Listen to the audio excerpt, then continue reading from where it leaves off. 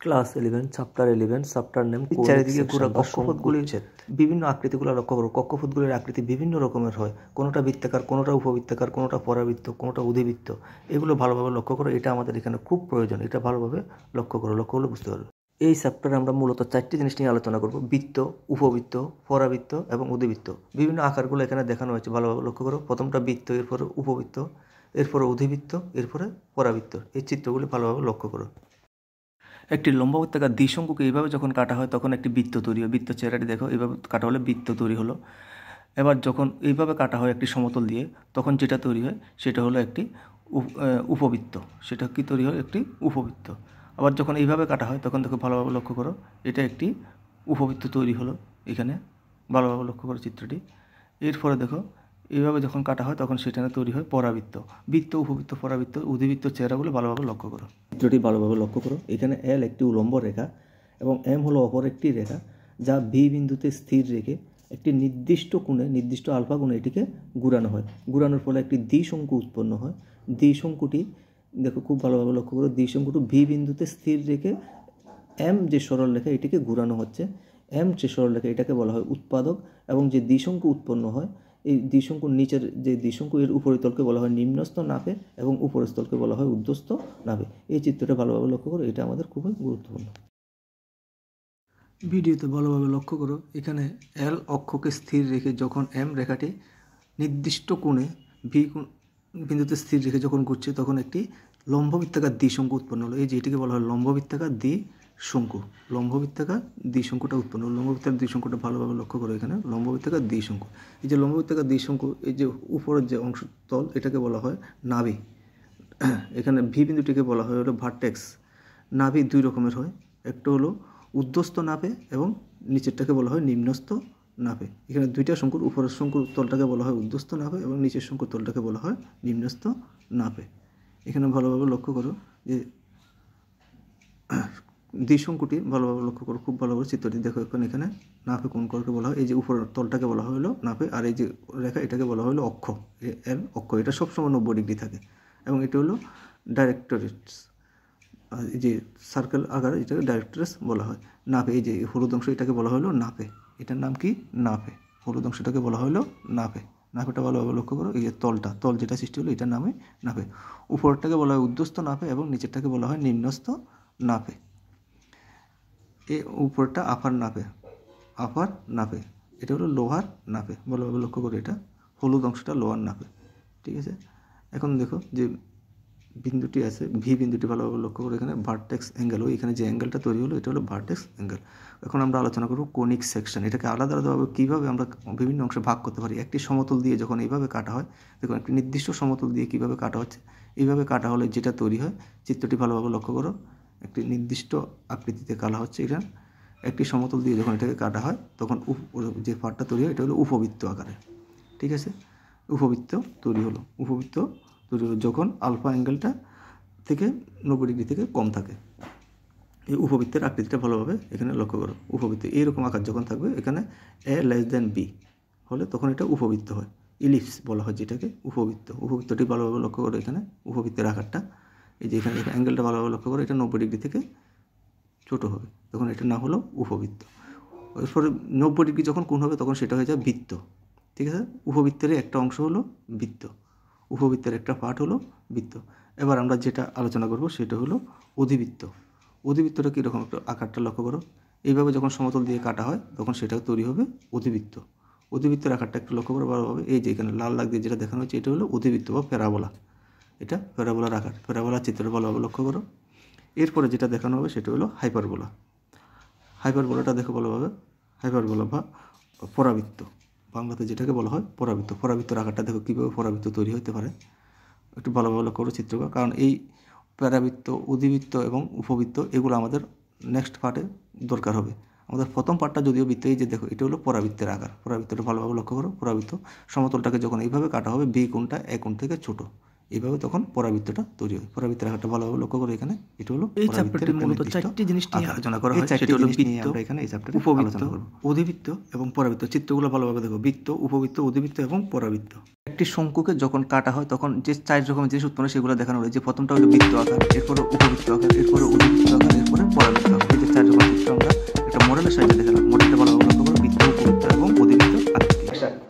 সংকুচ্ছেদের মধ্যে মূলত আমরা 4টা জিনিস নিয়ে আলোচনা করি, ঠিক আছে? 4টা জিনিস থাকে এখানে। প্রথম নাম্বারটা হলো কি বৃত্ত, উপবৃত্ত, অধিবৃত্ত এবং পরাবৃত্ত, ঠিক আছে? প্রত্যেকটা সম্পর্কে আমরা আলাদা আলাদা ভাবে আলোচনা করব। কেমন?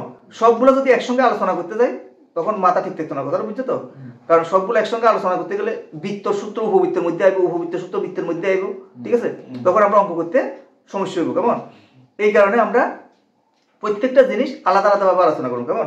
তাহলে আমরা এখানে যাই লিখছি, আমরা প্রথম একটা রাখি। আমরা যে ক্লাস 6, 7, 8, 9, 10 আমরা বৃত্ত কাকে বলে আমরা এটা শিখছি, আগে জানি। কেমন?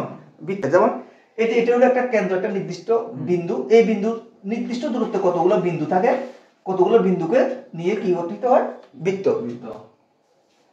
তো এখানে আমরা মেইনলি আলোচনা করব বলে বৃত্তের সমীকরণ। বৃত্তের সমীকরণ নিয়ে এখানে মেইন আলোচনা। কেমন? বৃত্তের সমীকরণটা আমাদের একটু জানতে হবে। কেমন? বৃত্তের সমীকরণ কিরকম কিরকম সমীকরণ আছে আমরা এটা একটু বুঝতে হবে। কেমন? যেমন এখানে বৃত্তের কেন্দ্র, এই যে বৃত্ত যে আছে, বৃত্তের কেন্দ্রটাকে আমরা সি ধরলাম। সি এটা স্থানাঙ্ক ধরলাম হলো h, k, h, k। এটা হলো কেন্দ্রের স্থানাঙ্ক। এটা মনে রাখবা, কেন্দ্রকে কেন্দ্রের স্থানাঙ্কটাকে সবসময় h, k হিসেবে ধরা হয়। কেমন? আচ্ছা, এটার থেকে নির্দিষ্ট একটা দূরত্বে এই যে বিন্দুটা, আমরা এটা হলো বৃত্তের পরিধির উপর একটা বিন্দু, এই বিন্দুটা স্থানাঙ্ক মনে করলাম হলো x, y এবং বিন্দুটাকে ধরলাম হলো p। বিন্দুটাকে কি ধরা হলো? p। সি থেকে পি এই যে দূরত্ব, এই দূরত্বটাকে ধরলাম হলো r, যেটাকে বলা হয় ব্যাসার্ধ। দূরত্বটাকে কি ধরলাম আমরা? r। এটা ব্যাসার্ধ। কেমন? আচ্ছা, এখন এখান থেকে এই বিন্দু আর এই বিন্দুর স্থানাঙ্ক জানা আছে, এই বিন্দুর স্থানাঙ্ক জানা আছে। তো দুইটা বিন্দুর স্থানাঙ্ক জানা থাকলে আমরা ক্লাস 10 এ দূরত্ব নির্ণয় সূত্র শিখছিলাম, ঠিক আছে? তো দূরত্ব সূত্রটা কি হয়? এখান থেকে যদি আমরা সিপি যদি দূরত্ব নির্ণয় করি তাহলে কি হয়? রুট ওভার, এটা আমাদের জানা আছে, x minus h whole square plus y k whole square equal to, তাহলে কত হইব? r। এটা হলো আমাদের দূরত্ব। কতটা বুঝা গেছে? এটা দুইটা বিন্দু দেওয়া থাকে, দূরত্বটা আমরা এইভাবে নির্ণয় করতে হবে। মানে এটার মধ্যে দূরত্ব আমরা কিভাবে বের করি? x minus h whole square plus y minus k whole square whole root equal to কত? r।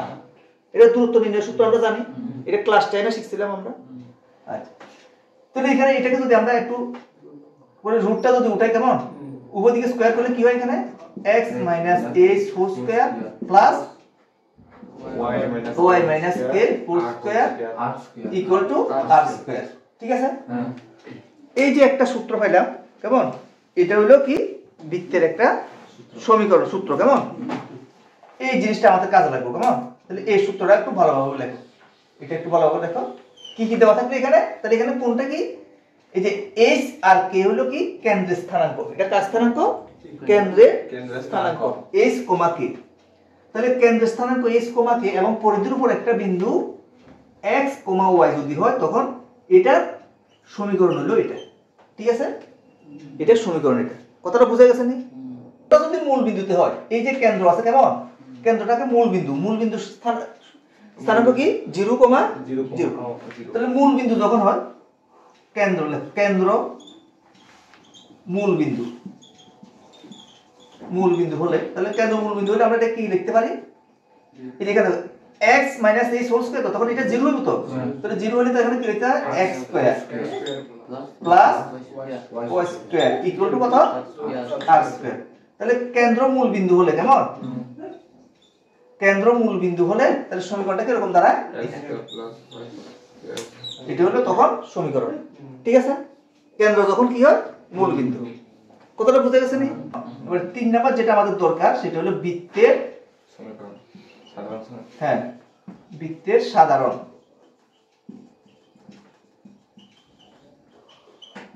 সমীকরণ। এটা একটু ভালোভাবে মুখস্থ রাখতে হবে। কেমন? x square plus y square plus 2 আমি যেভাবে gx plus 2fy plus c equal to 0। এটা একটু ভালোভাবে লেখো। এখানে x square plus y square plus 2gx plus 2fy plus c equal to 0। এটা কি? x minus h whole square plus y minus k whole square equal to r square. এটা হলো বৃত্তের সমীকরণ। কি সমীকরণ? বৃত্তের সমীকরণ। যখন কেন্দ্র h, k এবং পরিধির উপর একটা বিন্দু x, y, ঠিক আছে? কোনটা কোন পজিশনে আছে এটা মনে রাখতে হবে, কেমন? আচ্ছা, এবার হলো এটা কেন্দ্র মূল বিন্দু। এখন মূল কেন্দ্রটা যদি 0 0 হয়, মূল বিন্দু মানে কি 0 0, তখন সমীকরণটা কিরকম x square plus y square equal to r square, ঠিক আছে?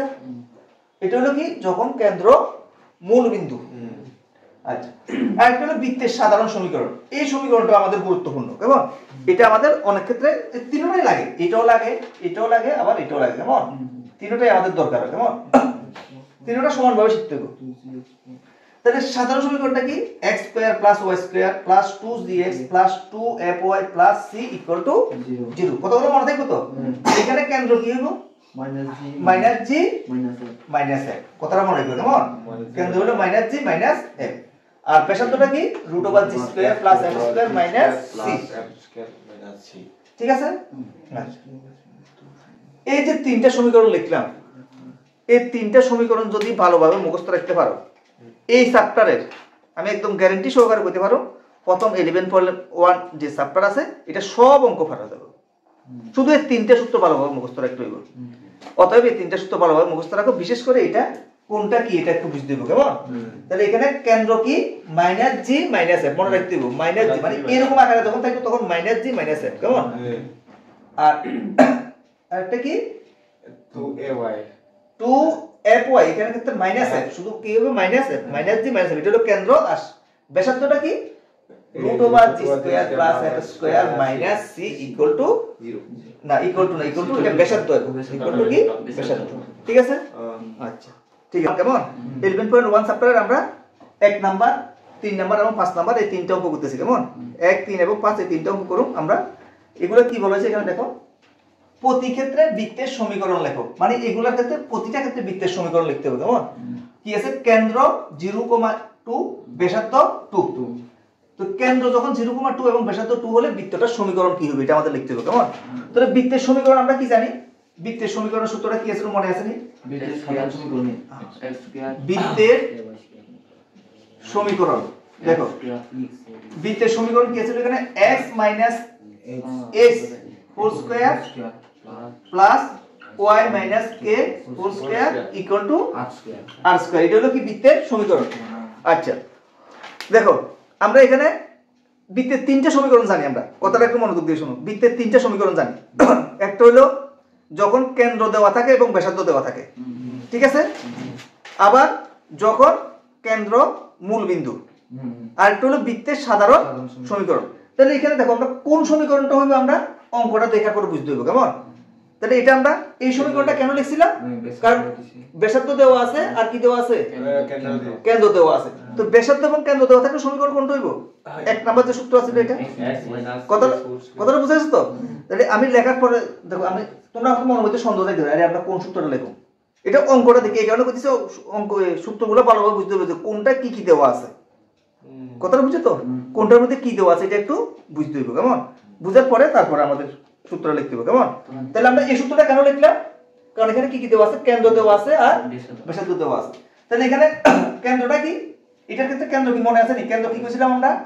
কেন্দ্রটা হলো কি h, k, ঠিক আছে? আর এটার উপর একটা বিন্দু কি ছিল x আর একটা হলো y।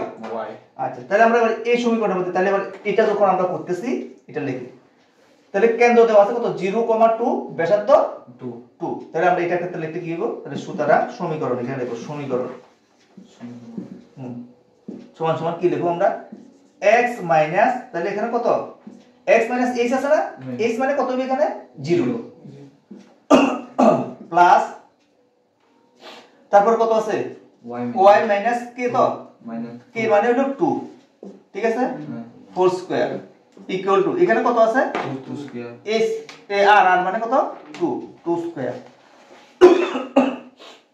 সেম ভাবে আমরা এটা সমাধান করুন, x স্কয়ার প্লাস এটাকে যদি সমাধান করি কি আসে এখানে y স্কয়ার 2y প্লাস না প্লাস না মাইনাস 2y ইনটু 2, ওই তো x square minus 2ab plus b square সূত্র তো প্লাস 2 স্কয়ার ইকুয়াল টু এদিকে কত আছে 2 স্কয়ার, ঠিক আছে?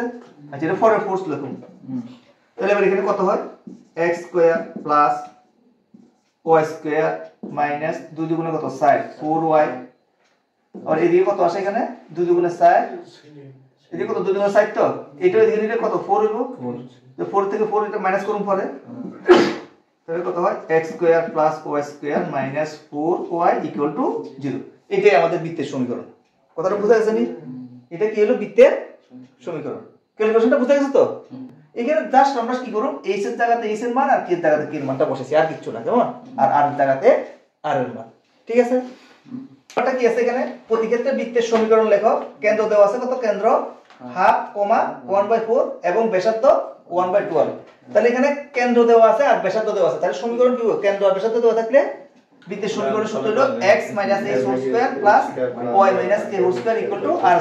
এখানে কেন্দ্র কোনটা h, k h, k তো হলো কেন্দ্র তাহলে আমরা কেন্দ্রের জায়গাতে কেন্দ্রের মানটা বসাই এখানে তাহলে কি হয় এখানে দেখো x - h h এর জায়গাতে কত লিখব আমরা half 4² plus y - k k এর জায়গাতে লিখব হলো 1/4 4²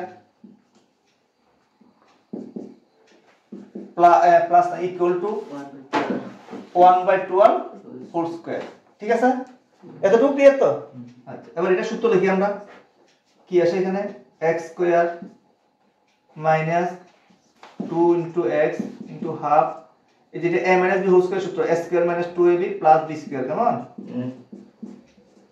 প্লাস আর এখানেও সেম ভাবে লিখতেছি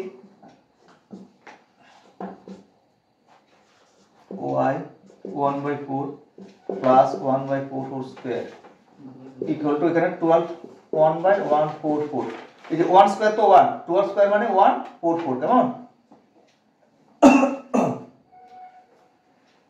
এবার এখানে আমরা এটা সাজিয়ে লিখি x square plus y square এই যে x স্কয়ার y স্কয়ারটা একসঙ্গে লিখলাম আর এদিকে এটা কাটা যায় তাহলে এখানে হলো -x